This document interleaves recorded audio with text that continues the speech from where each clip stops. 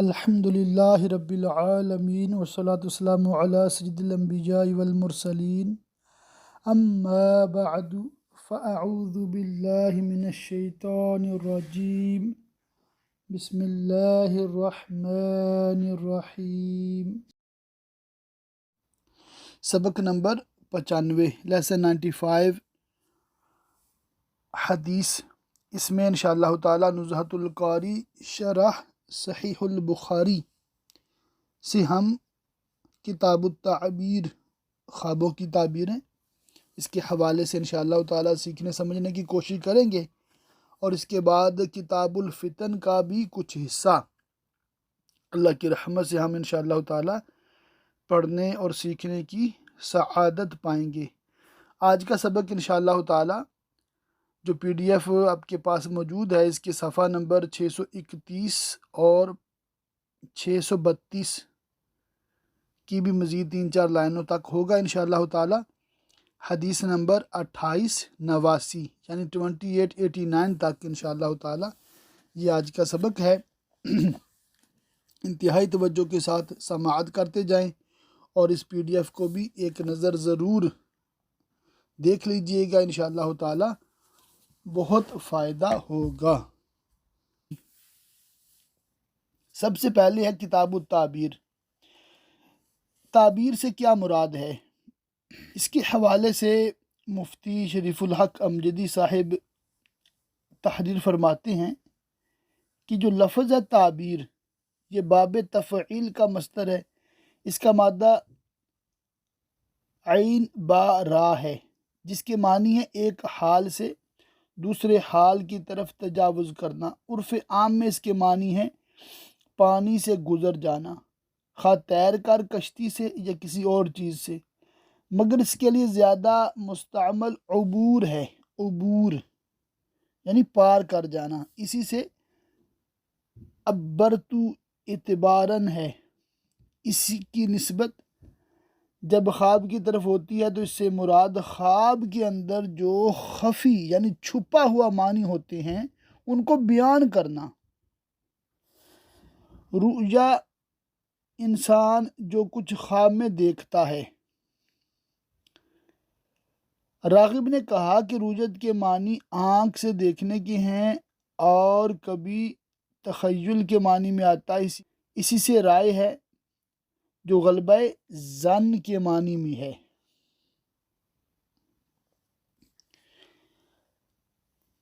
اچھا، تعبیر رؤیا یعنی خواب کی تعبیر بہت اہم فن ہے۔ اس کی بنیاد خود خواب کے سمجھنے پر ہے۔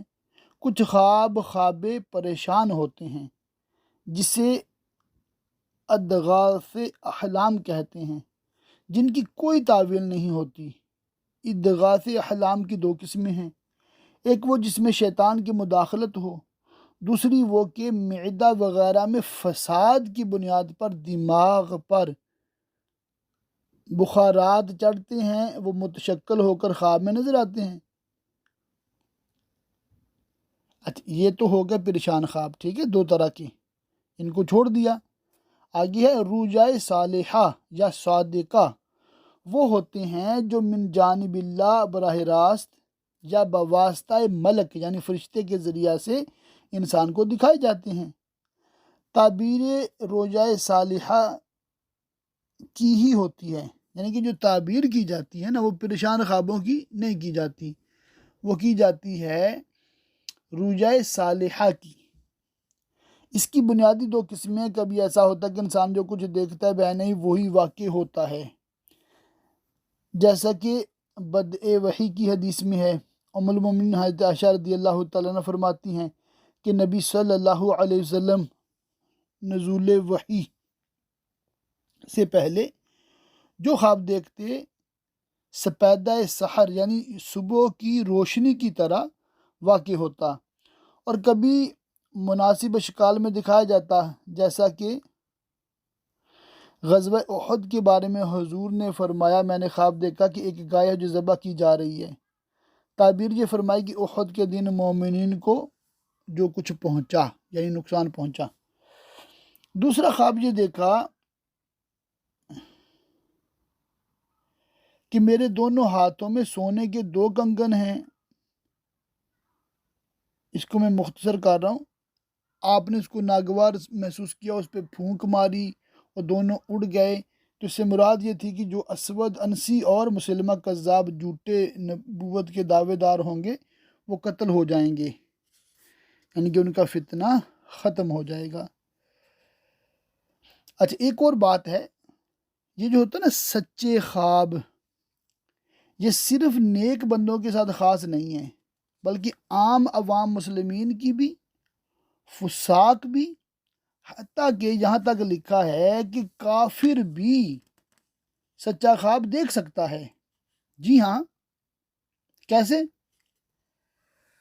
صالحین کے خواب اکثر سچے ہوتے ہیں، رہ گئے عوام تو ان کے خواب میں بھی کبھی سچ ہو جاتے ہیں، بلکہ کفار کے بھی، جیسے نمرود کا خواب، فرعون کا خواب، حضرت یوسف علیہ السلام جب جیل خانے میں تھے تو بادشاہ کے خادموں کا خواب، اور خود بادشاہ کا خواب، جس کی تعبیر یوسف علیہ السلام نے ارشاد فرمائی تھی، پھر آپ جیل سے باہر تشریف لائے تھے. تو یہ ایک بہت ویلڈ پوائنٹ ہے کہ خواب جو ہے جس کا سچ ہو جانا، یہ صرف مسلمان کے ساتھ خاص نہیں ہے، کافر کو بھی ایسے خواب آ سکتے ہیں. ایک مشہور حدیث پاک ہے جس کو کئی دفعہ رپیٹ بھی کیا گیا ہے اسی کتاب التعبیر میں اور بھی حدیث کی کتابوں میں. حضرت انس بن مالک سے روایت ہے، رسول اللہ صلی اللہ علیہ وسلم نے فرمایا کہ نیک شخص کا اچھا خواب نبوت کے 46 حصے میں سے ایک حصہ ہے. اچھا، یہ جو 46 کا لفظ ہے نا، اس میں بعض روایتوں میں اختلاف ہے، کہیں 26 ہے، کبھی 76 ہے، کبھی 70 ہے. تو مطلب یہ ہے کہ جو سچے خواب ہیں یہ اللہ کی طرف سے ہوتے ہیں. بس اتنا ایک مختصر سی بات آپ سیکھ لیں، سمجھ لیں کہ اب وحی تو اللہ کی طرف سے کسی کو نہیں آئے گی، کیونکہ نبی کریم صلی اللہ علیہ وسلم پر نبوت کا دروازہ بند ہو گیا، مگر سچے خواب جو ہیں وہ آ سکتے ہیں. اللہ تعالیٰ اپنے بندوں کو اس کے ذریعے سے بشارت دیتا ہے، اور بعض بندوں کو اس کے ذریعہ سے بھی ہونے والے معاملات کی خبر اللہ کی رحمت سے ہو سکتی ہے. اچھا، ایک جو حدیث پاک ہے، یعنی کہ میں خوابوں کی تعبیر بیان نہیں کرتا، اپنی بات کر رہا ہوں، اور میں نے اس فن کو سیکھا بھی نہیں ہے، سمجھنے کی بھی زیادہ مطلب نہیں کوشش کی. یہ ہوتی ہے کہ اپنی اپنی ایک طبیعت اور میلان ہوتا ہے نا. میرا جو عمل ہے وہ میں آپ کو اس حدیث پاک سے انشاءاللہ تعالی عرض کر دیتا ہوں. امید ہے آپ لوگوں کے لیے بھی فائدہ مند ہوگا، اور میرا جواب یہی ہوتا ہے تقریباً خوابوں کی تعبیر کے حوالے سے. حدیث 2864 ہے، باب الرؤیا من اللہ، خواب اللہ کی طرف سے ہوتے ہیں. حضرت ابو سعید خدری رضی اللہ تعالیٰ عنہ سے روایت ہے کہ انہوں نے نبی صلی اللہ تعالیٰ علیہ وسلم کو فرماتے ہوئے سنا، جب تم میں سے کوئی ایسا خواب دیکھے جو پسندیدہ ہو تو یہ اللہ کی طرف سے ہے، اس پر اللہ کی حمد کرے اور اسے بیان کرے، اور اس کے برخلاف دیکھے جو ناپسندیدہ ہو تو یہ شیطان کی طرف سے ہے، تو اللہ کی اس کے شر سے پناہ مانگے اور کسی سے اس کا تذکرہ نہ کرے تو اس کو کوئی نقصان نہیں پہنچے گا. بس مختصر. اچھا خواب آیا ہے، بہت اچھی بات ہے. بیان کرنا چاہتے ہیں کسی کو کر سکتے ہیں، نہ بیان کریں تو کوئی فرض واجب نہیں ہے ہر ایک کو بتاتے پھرنا. برا خواب آیا ہے، بالکل نہ بیان کرو، منع ہے.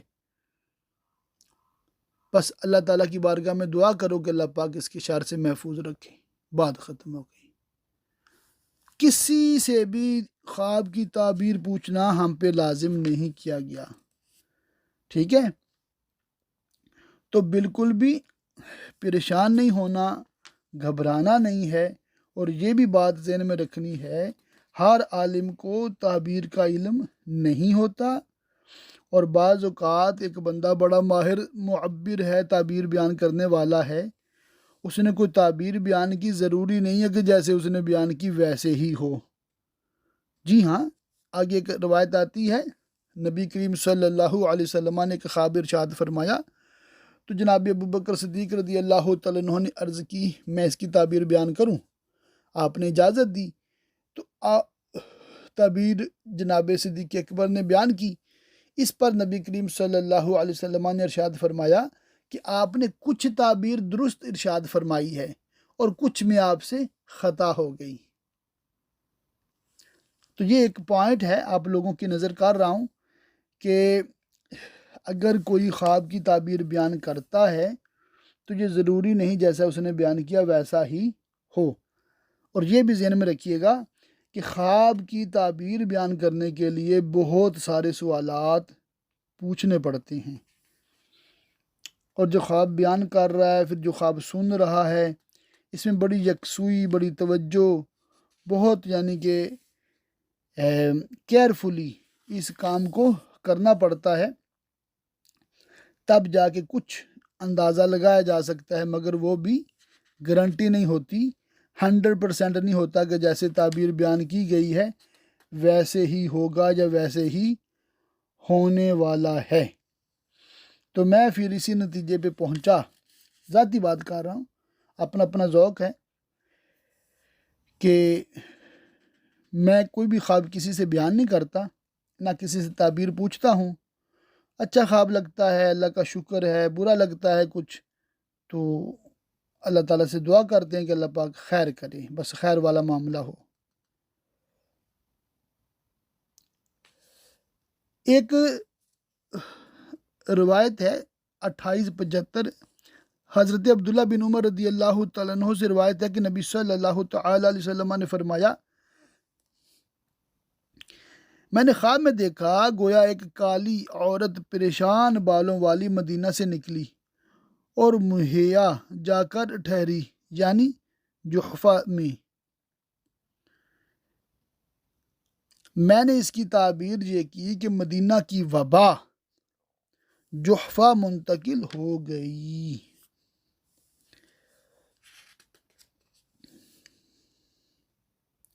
اچھا، انبیاء کرام علیہ السلام کے جو خواب ہوتے ہیں وہ بالکل حق بھی ہوتے ہیں اور ان پر اس کے مطابق عمل فرض بھی ہوتا ہے، جیسا کہ حضرت ابراہیم علیہ السلام کو خواب میں اسماعیل علیہ السلام کے ذبح کرنے کا حکم ارشاد فرمایا گیا، مگر عام لوگوں کو اس طرح کے خواب جو ہے وہ مطلب ان پہ فرض نہیں ہوتا۔ ہاں، اگر کوئی چیز وہ شریعت کے مطابق دیکھیں تو اس پہ عمل کر سکتے ہیں، اگر وہ شریعت کے خلاف کچھ دیکھتے ہیں تو اس کے مطابق عمل ہرگز نہ کریں۔ اچھا، ایک خواب بڑا مطلب بیان کیا جاتا ہے، بات وہ بھی انشاءاللہ تعالی میں عرض کر دیتا ہوں کہ نبی کریم صلی اللہ تعالی علیہ وسلم کی حدیث پاک کا ایک مفہوم ہے کہ جس نے خواب میں مجھے دیکھا اس نے مجھے ہی دیکھا کہ شیطان میری صورت میں نہیں آ سکتا۔ تو اس کا خلاصہ اور مفہوم یہی یہاں پر بیان کیا گیا ہے کہ اگر خواب دیکھنے والے نے جو خواب میں دیکھا ہے وہ نبی کریم صلی اللہ تعالی علیہ وآلہ وسلم کا حلیہ مبارک بالکل ویسا ہی کتابوں میں جیسا لکھا ہوا ہے تو یقینی طور پہ اس نے نبی پاک کی ہی زیارت کی ہے، اور اگر وہ حلیہ نہیں ہے تو پھر دیکھنے والے کی غلطی ہے کہ اس نے غلط سمجھا ہے، حقیقتاً اس نے نبی کریم صلی اللہ تعالی علیہ وسلم کی زیارت کا شرف حاصل نہیں کیا۔ اس کے بعد ہے کتاب الفتن، یہ فتنہ کی جمع ہے، اس کی اصل معنی آزمائش کے ہیں، کیونکہ آزمائش میں کچھ مشقت، شدت اور تکلیف ضرور ہوتی ہے، اس لیے اس کا عام استعمال عذاب، رسوائی، مشقت اور ناپسندیدہ امور میں ہوتا ہے۔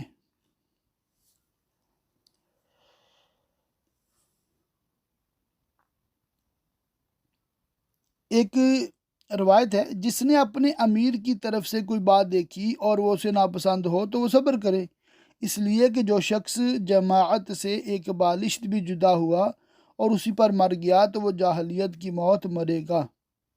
شرح میں لکھا ہے کہ بلا وجہ شرعی سلطان اسلام سے بغاوت حرام ہے۔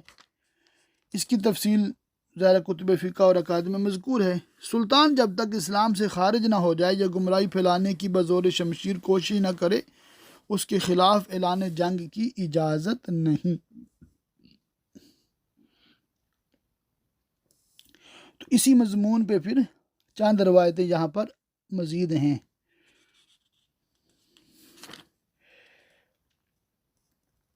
اور یہ ٹاپک ایسا ہے کہ ہر ذی شعور سمجھتا ہے کہ حاکم اسلام کو کیسا ہونا چاہیے، عوام کی خیر خواہی کرنے والا، دیکھ بھال کرنے والا، انصاف سے کام لینے والا، اور جو اس کے خلاف کرے گا اس کی بڑی سخت پکڑ ہے۔ اور قیامت کے جو معاملات ہیں ایسے حکام کے بڑے سخت ہوں گے، جو انصاف سے کام نہیں لیتے، جو ناجائز اور غلط انداز میں حکومت چلاتے ہیں۔ ایک روایت بڑی آپ توجہ سے پلیز سنیے گا، میں یہ روایت بھی پڑھنے لگا اور اس کی پوری شرح انشاءاللہ تعالیٰ پڑھوں گا، اپنی طرف سے میں کچھ نہیں کہنے لگا، یہ آپ کو بہت سارے سوالوں کا جواب انشاءاللہ تعالیٰ دے دے گی۔ باب ہے اذا التقى المسلمان بسیفہما، جب دو مسلمان اپنی تلواروں کے ساتھ بھیڑیں۔ حدیث 2887 ہے۔ ہم سے حماد نے حدیث بیان کی، ایک شخص سے روایت کرتے ہوئے ان کا نام انہوں نے نہیں لیا۔ حضرت حسن بصری رضی اللہ تعالیٰ عنہ سے روایت کرتے ہوئے اس شخص نے کہا، فتنے کے دنوں میں اپنے ہتھیار کے ساتھ نکلا تو میری ملاقات ابو بکرہ سے ہوئی۔ انہوں نے پوچھا کہاں کا ارادہ ہے؟ میں نے کہا رسول اللہ صلی اللہ تعالیٰ علیہ وسلم کے چچا کے صاحبزادے کی مدد کا ارادہ رکھتا ہوں۔ ابو بکرہ نے کہا کہ رسول اللہ صلی اللہ علیہ وسلم نے فرمایا کہ جب دو مسلمان ایک دوسرے کو اپنی تلواروں سے ماریں تو دونوں اہل نار سے ہیں۔ عرض کیا گیا یہ قاتل ہے، مقتول کا کیا قصور ہے؟ فرمایا اس نے اپنے سامنے والے کے قتل کا ارادہ کیا تھا۔ حماد بن زید نے کہا میں نے اس حدیث کو ایوب اور یونس بن عبید سے ذکر کیا، میرا مقصد یہ تھا کہ اس حدیث کو دونوں مجھ سے بیان کریں۔ ان دونوں نے کہا اسے حسن نے احنف بن قیس سے روایت کیا، انہوں نے ابو بکرہ سے۔ تشریح میں لکھا ہے عن رجل، حافظ مزی کی تہذیب سے علامہ ابن حجر اسقلانی نے نقل کیا، یہ معتزلہ کا شیخ عمر بن عبید تھا، اس کا حافظہ کمزور تھا۔ صاحب تلویح و توضیح نے کہا کہ حشام بن حسان ابو عبداللہ فردوس تھا۔ دوسری کی تائید اسماعیلی کی روایت سے ہوتی ہے جس میں حدثنا حشام عن الحسن ہے، اور نسائی کی روایت سے بھی اس روایت میں یہ سکم ہے کہ عن الحسن کالا سے ظاہر ہوتا ہے کہ کالا کی ضمیر غائب کا مرجع حسن بصری ہیں، حالانکہ ایسا نہیں، یہ قول حضرت احنف بن قیس رضی اللہ تعالیٰ عنہ کا ہے، جیسا کہ بعد میں خود امام بخاری نے اس کو واضح کر دیا ہے۔ اس سند میں انقطاع ہے۔ لیالی فتنہ سے مراد جنگ جمل اور جنگ صفین کے ایام ہیں۔ اہل سنت کا اس پر اتفاق ہے کہ جنگ جمل اور جنگ صفین دونوں میں حق حضرت مولا المسلمین امیر المومنین علی مرتضیٰ کے ساتھ تھا اور ان کے متحارب خطا پر تھے، مگر چونکہ ان کی خطا اجتہادی تھی جس پر مواخذہ نہیں۔ حضرت ابو بکرہ رضی اللہ تعالیٰ عنہ نے جو حدیث ذکر کی وہ حق ہے، اور اس سے مراد بلا وجہ شرعی لڑنا ہے۔ البتہ اس موقع پر حضرت ابو بکرہ رضی اللہ تعالیٰ عنہ کا اس حدیث کو ذکر کرنا بے محل تھا، یہ ان کی خطا تھی۔ تو کیا سیکھا ہم نے اس سے؟ کہ جناب علی المرتضیٰ رضی اللہ تعالیٰ عنہ چونکہ خلیفہ تھے، حاکم تھے، اور ان کے خلاف جو لوگ تھے جن میں جناب عائشہ صدیقہ رضی اللہ تعالیٰ عنہ بھی تھیں اور جناب امیر معاویہ رضی اللہ تعالیٰ عنہ بھی تھے، وہ دونوں گروہ جنگ جمل میں حضرت عائشہ آئی تھی اور جنگ صفین میں حضرت امیر معاویہ آئے تھے۔ یہ دونوں جو گروہ تھے، یہ دونوں جنگیں ہوئی ہیں حضرت علی کے ساتھ، یہ خطا اجتہادی پر تھے لوگ۔ ٹھیک ہو گیا؟ تو اس صورت میں جب کہ حق جناب علی المرتضیٰ کے ساتھ ہے تو مسلمانوں کو چاہیے تھا کہ جناب علی المرتضیٰ کا ساتھ دیتے اور جو ساتھ دے رہے ہیں ان کو روکتے نہ۔ تو یہ جو صحابی جناب ابو بکرہ رضی اللہ تعالیٰ عنہ ہیں، ان سے یہ خطا اجتہادی ہوئی ہے حدیث کو سمجھنے میں۔ انہوں نے مطلق جو حدیث تھی کہ ایک مسلمان جب دوسرے مسلمان سے لڑتا ہے تو دونوں غلط کر رہے ہیں، اس کو حاکم اسلام کے ساتھ ریلیٹڈ کر دیا، اور حاکم اسلام بھی وہ جو واقعی اس کا اہل بھی ہے۔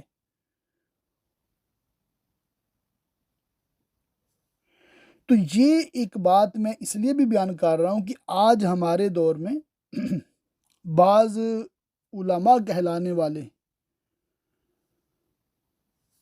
وہ پوری حدیثیں نہیں بیان کریں گے۔ اگر پوری حدیثیں بیان کر کے عوام کے سامنے بیٹھے نا تو ان کا جو ایک وہ ذہن بنا ہوتا ہے نا، یعنی کہ جو ان کا ایک ذوق ہوتا ہے اور جو وہ بیان کرنا چاہتے ہیں، لوگوں کو سکھانا چاہتے ہیں، وہ اس میں کامیاب نہیں ہو سکتے۔ تو وہ آدھی روایت بیان کریں گے اور پھر اپنا زورے کیا کہتے ہیں نا سخن اور خطابت کے جوہر دکھا کے بات کو ادھر سے ادھر ادھر سے ادھر پہنچا دیتے ہیں۔ تو میں بس یہی سمجھتا ہوں کہ جو بھی حدیث آپ سنیں، بالخصوص جو بخاری شریف کا حوالہ ملے، جو آپ کو بخاری شریف کا حوالہ ملے، آپ نزہۃ القاری دیکھ لیں۔ مفتی شریف الحق امجدی صاحب نے اتنی زبردست تشریح فرمائی ہے، ہر معاملہ میں عقیدہ اہل سنت کو بالکل ناپ تول کے بیان کیا ہے، نہ اس میں کسی صحابی کی توہین ہو رہی ہے اور نہ ہی حق سے تجاوز ہو رہا ہے۔ اللہ پاک ہم کو دین کا درست فہم عطا فرمائے، اور ہر صحابی نبی جنتی جنتی، یہ ہمارا عقیدہ بھی ہے، نظریہ بھی ہے، اور اس معاملے کو آپ اپنے گھر میں بھی سمجھ سکتے ہیں کہ آج ہمارے گھروں میں بھی دیکھ لیں، دو بھائی آپس میں ایک نہیں ہوتے، باپ اور بیٹے میں اختلاف ہم دیکھتے ہیں، ماں بیٹی میں اختلاف، ماں بیٹے میں اختلاف، ہمارے والدین میں آپس میں اختلاف ہوتے ہیں نا، ہو رہے ہیں نا۔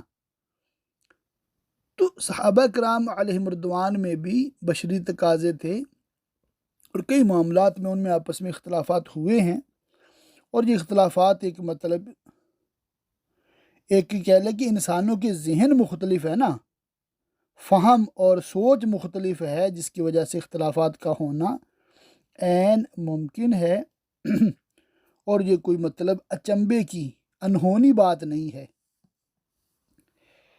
اور ہمیں کرنا یہی ہے کہ جو بندہ حق پہ ہے ہمیں اس کا ساتھ دینا ہے۔ اچھا، کتاب الفتن میں ہی ایک اور روایت میں آپ کو بیان کرنی تھی کہ جو لوگ بالکل افراط و تفرید سے کام لیتے ہیں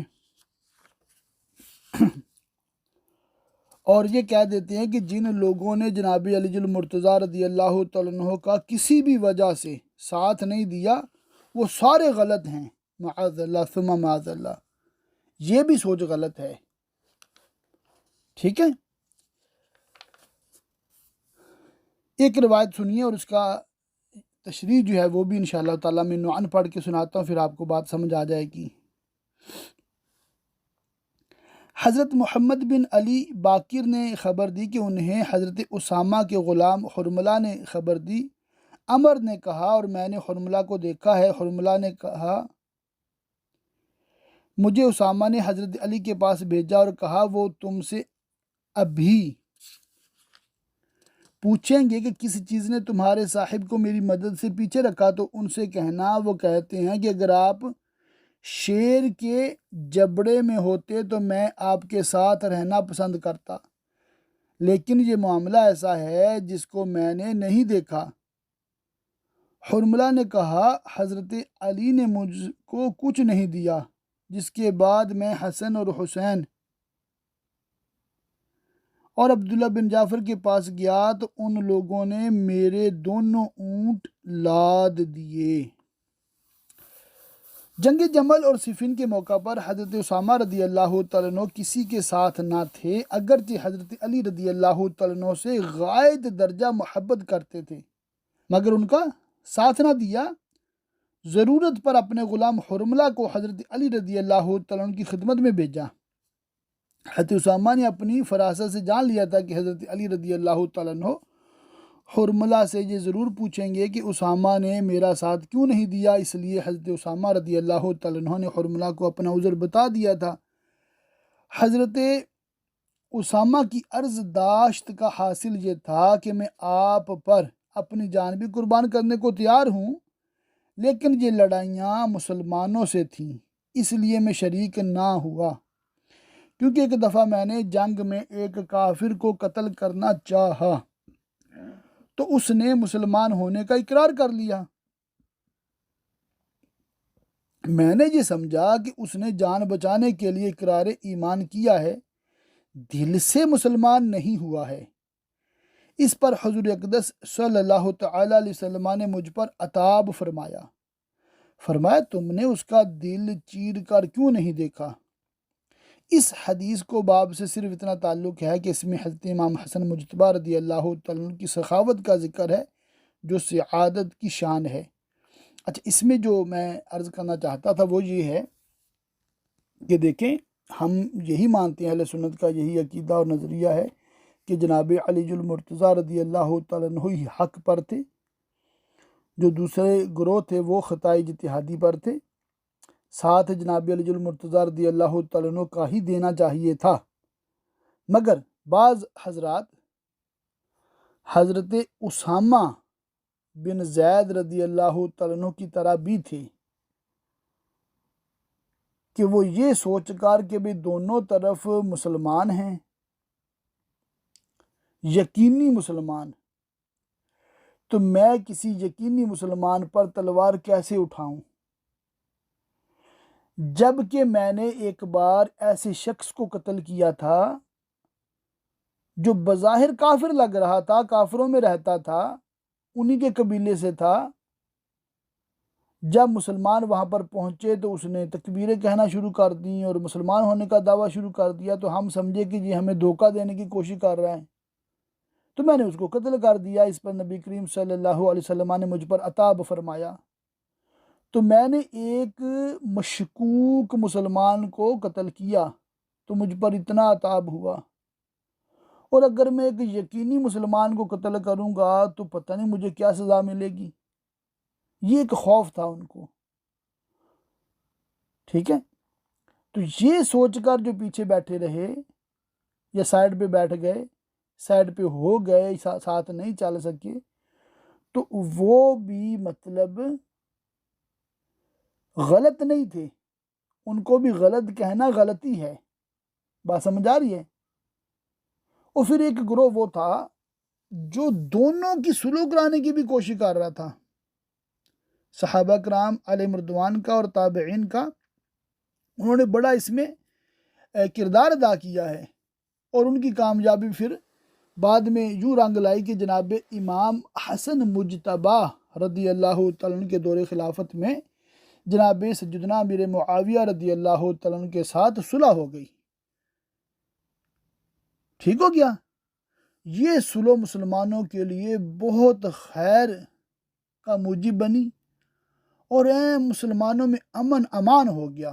20 سال اس کے بعد جناب امیر معاویہ رضی اللہ تعالیٰ عنہ نے ایسی زبردست حکومت فرمائی کہ کبھی بھی جناب امام حسن مجتبیٰ ہوں یا جناب امام حسین رضی اللہ تعالیٰ عنہ ہیں، کبھی بھی کسی نے آپ کے خلاف کوئی اعلان جنگ نہیں کیا، کوئی احتجاج، کوئی پروٹیسٹ، کوئی اعتراض، کچھ بھی نہیں۔